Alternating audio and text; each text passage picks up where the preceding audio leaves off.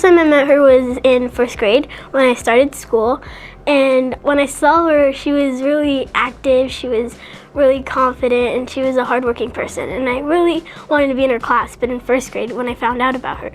But I ended up being in a different class, which I was still fine because I love all teachers. They're all really nice in Fox. And then I had her this year for fourth grade, and it's really fun. And I remember the first day of school when I walked into class, I was kind of tired because I was like, oh, summer's over. I wanted to have more summer.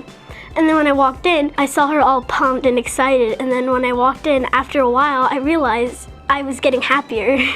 And then when I got happier, it just realized that this was going to be a really fun school year, and it is really fun. You can immediately feel her presence in a very positive way, and just how it shapes attitudes without her having to really say or do anything. It's just her attitude that she brings and that contagious energy you can feel right off the bat. The most enthusiastic person I have ever known.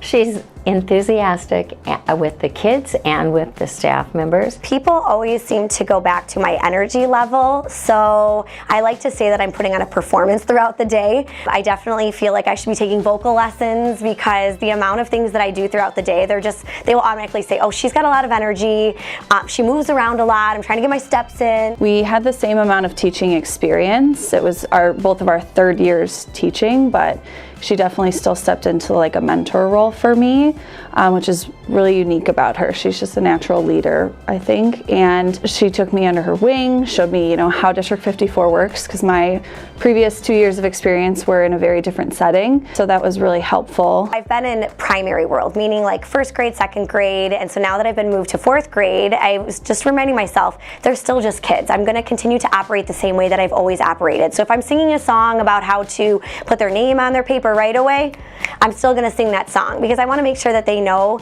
that those are the ways that I operate in my classroom, but I also want them to think about like, hey, I'm just a kid. Like, I don't need to be like the big sixth grader. I'm in fourth grade, and I want them just to kind of bring it back down so I still continue to sing throughout my day. Also, lots of hugs throughout the day as well. I will tell you the amount of hugs that I'm getting in fourth grade, it's pretty spectacular. Knowing that they know to come to me with any issues or concerns right away. So it's just like a lot of back and forth, but it operates very smoothly in my classroom, I would say. When we do the pledge, he's like, make a great day, because all the choices that you have, it affects your whole day.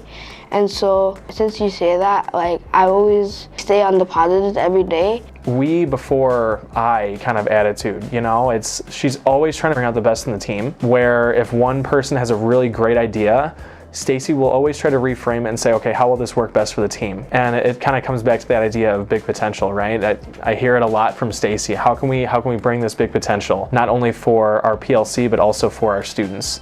Let's say you say something negative, she's like, oh, think of positive ways to say that, not a negative way.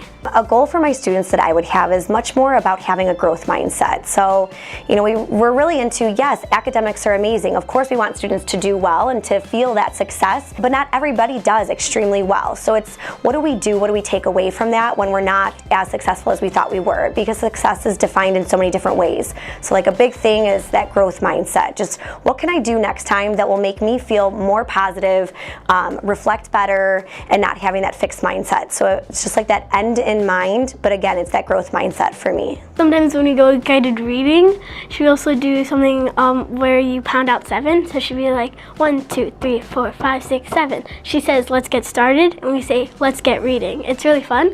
It's a way to motivate. And also in Lit Excel, there's 2 teachers in the room, which is Miss Donovan and Mrs. Campos. So they say, welcome to the Campos and the Donovan Show! She's always like really fun at the beginning, and then we start with our lesson. It's a really fun way to start. I do think, all teachers, we believe in just building those relationships with our students, but I just really do pride myself on building those relationships, making sure that they're solid, and making sure that my students know that I care about them as people, not just as my students. I try to tell them, hey, I'm a mom, so like, I know what's going on, and I want them to know that I care about them, not just in the classroom, but outside of the classroom as well.